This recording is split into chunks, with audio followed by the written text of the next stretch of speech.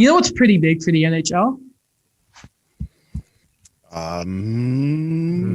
TV contracts. Charles Barkley. Oh no. Okay. Well, somehow I knocked my mic out again. We'll figure that out in a second. But the NHL, it's secondary broadcast, US TV shenanigans. Turner Sports. We're talking about wrestling. WCW is coming back, ladies and gentlemen. It's a 7-year deal. A lot of details. Regular season stuff. They will have the rights to, I believe it's the Winter Classic, 3 Stanley Cup Finals. The deal is worth $225 million annually. And just some quick math that I did. Took me a bit too long to figure this out than I would like to. Between the 2 TV deals, this and the ESPN, the NHL will get altogether worth $4,375 million from their TV rights. That's over 7 years.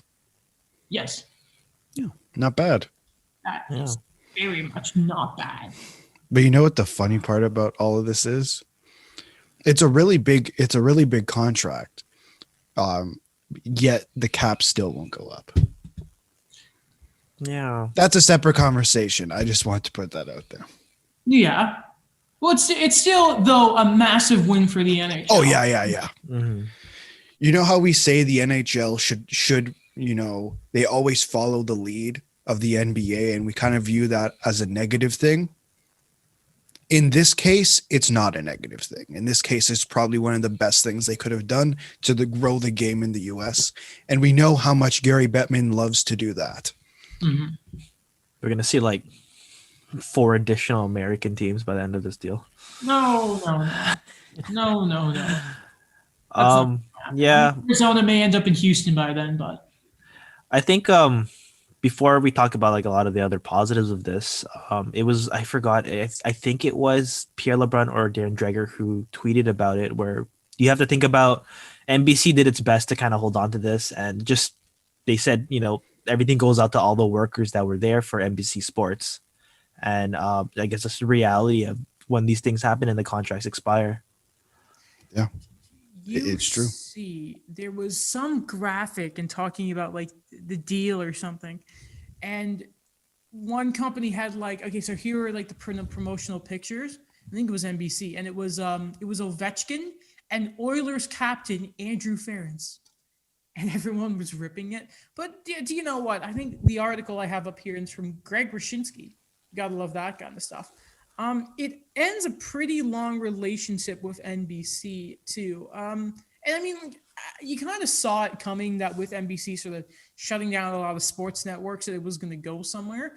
And you know what? There is the potential now that with TNT, like, listen, we're not going to get Shaq and Charles Barkley talking about the hockey.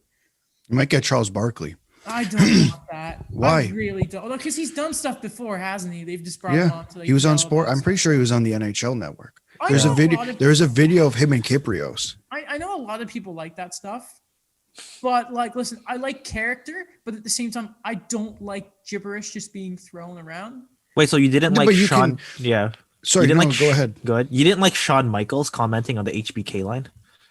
See, what's funny about that is you can tell he clearly knew nothing about hockey. Like, it was cool. Like, great, here's 50-year-old Shawn Michaels talking about it. But, no, like, again, it's just, like, it's a personal taste thing. It's just, like, listen, will we get the occasional first take shenanigans from Stephen A?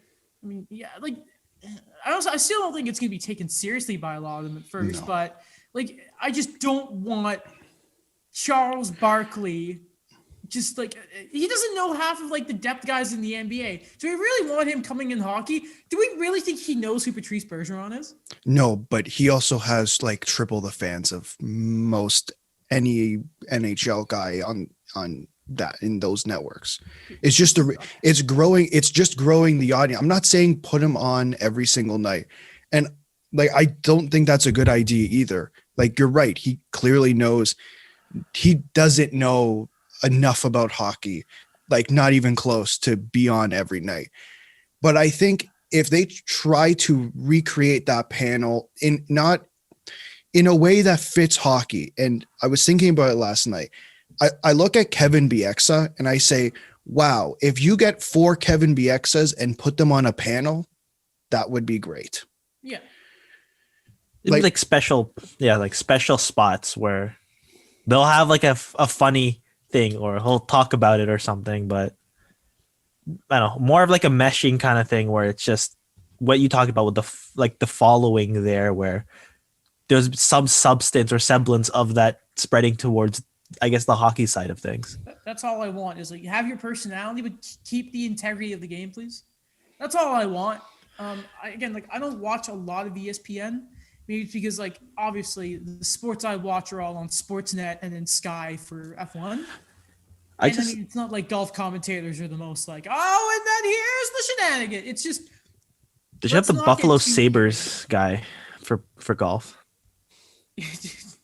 So you say that, but when he gets, I remember when Jake McCabe ruined Patrick Laine. You ever hear this like shyly Laine? It's center ice, and you can tell like as his voice just goes, Laine just gets dropped. He can turn up the decibels. Though, still, God, I'm happy for the NHL here. I'm really happy for the NHL. I have a question for you guys before we move on with this. So a running joke with, the NBA on TNT is that Shaq always says, "I have 4 rings." So who's gonna be that guy for the NHL one that just always brings that up? Versteeg would have to go to BX and say, "Hey, buddy, you did a few weeks ago." I mean, you could probably get Patrick Waugh on and just be like, anytime somebody's trying to tell him something, he's like, "Can't hear you. Got my rings." You know what they should? Okay, no, they shouldn't do this because he's not a good guy. Who? Jeremy Roenick. I was listening to a podcast yesterday and they said that would never work. It's like because like You Charles can't control yeah. Jeremy Roenick. Because Charles Barkley and Shaq used to be rivals, but now they're on the same segment. And I'm like, Jeremy Roenick and Patrick Waugh on the same segment, but no, it doesn't work.